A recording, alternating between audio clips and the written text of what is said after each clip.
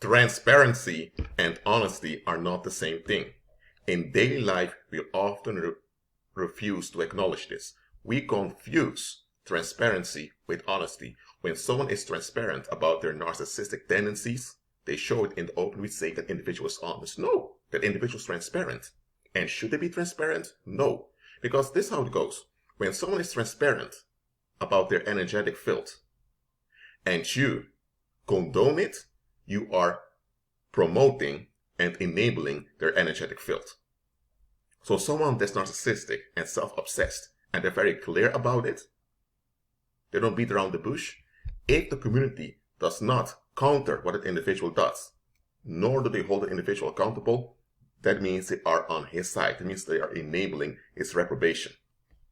What do they do in the world? When someone is transparent about their negative feelings or the negative emotions or the negative this, negative that, we praise them for being honest. Okay, so if Satan would express openly that he's the father of lies and all of that, should we praise him for being honest also? Did Christ do that? Should we praise demons for being open about their rebellion? Should we praise child molesters for being direct and open in their action? Because you can also be direct with action. You don't have to be it with words. No, we shouldn't. Why is it that we grant people permission and we enable people to be negative?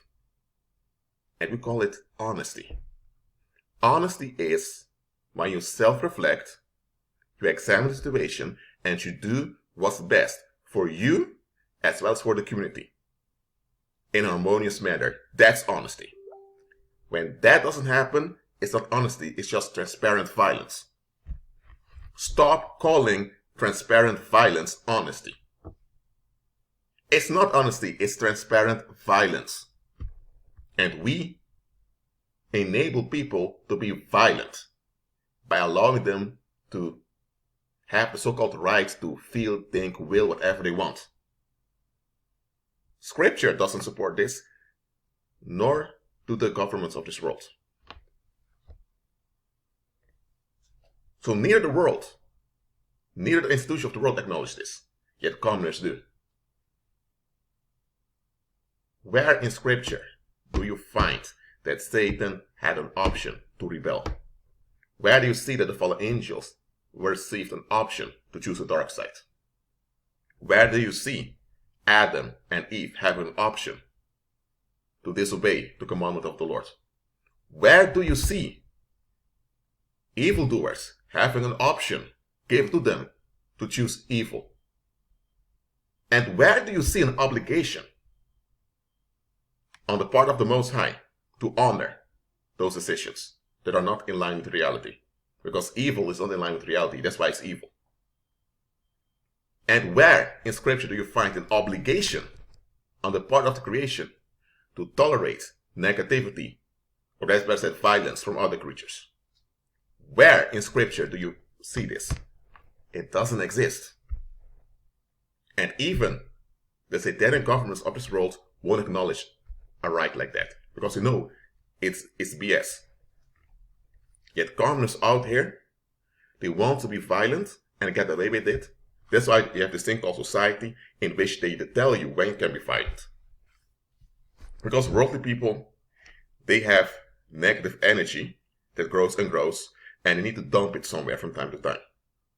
If they're open about this, then they need to acknowledge that they are in a fallen state and that they are cowards. That they are operating at the expense of others, that they are victimizers in disguise. Worldly people will not acknowledge this about themselves collectively. They won't. So they have to come up with an excuse why they have the right to violate certain people. And that's what society is for. Society tells you who is supposed to be violated, on which terms. That's why the world hates Christ. Because Christ shuts down their excuses. Christ shuts down their negative wills.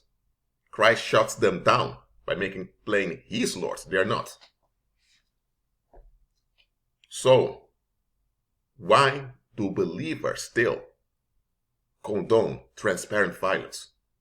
Look, if someone is on intensive care and they die due to a stabbing wound, the forensic anthropologist who's examining the body, he will not consider whether the attack was a transparent open attack or whether it was a covert attack.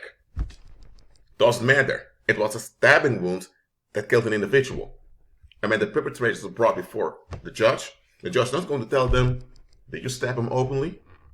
Your Honor, we did. Okay, you're honest. You're off the hook.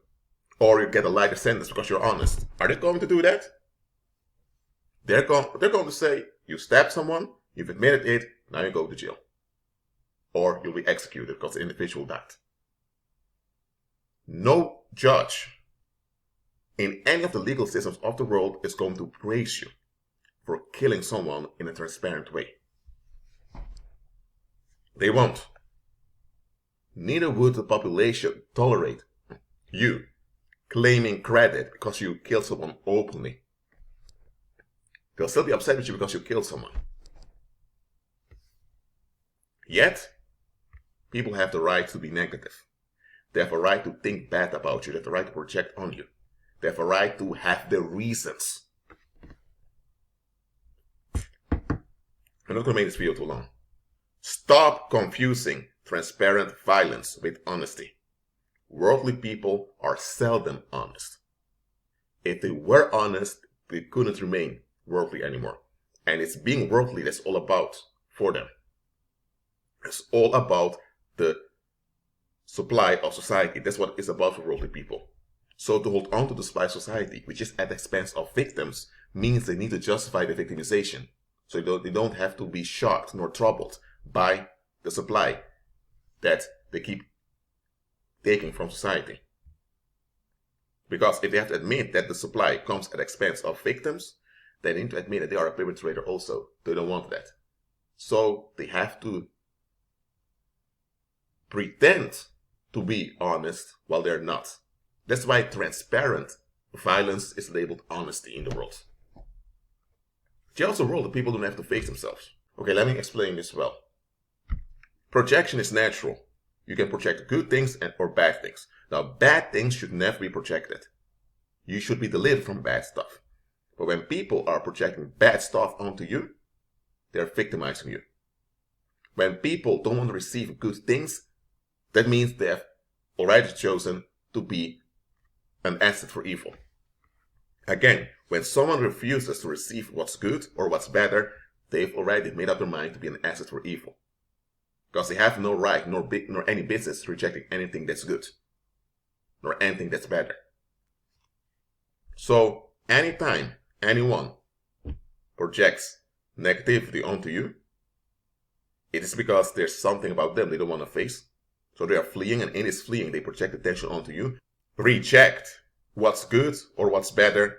In both cases, they need to have some excuse to dump on someone else, because if they can't dump on someone else, they'll escalate and they'll decompose mentally. That's why a lot of perpetrators are at ease, because society enables them. Be around spirit-filled believers who project goodness onto the environment, who enforce goodness. Yes, enforce. They don't ask it, they enforce it.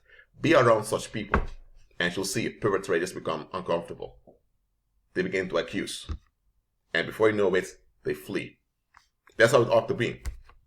What happens now, especially being Christianity, we praise people for having free will to do evil. So now perpetrators are at ease because they can will for free. There are no repercussions haunting them day and night, due to the enforcement of the good. Believers should not enable the reprobation of the human species. Therefore, never call transparent violence honesty. They are two completely different things. Well, that's it for now. Keep agreeing with Christ and be at peace.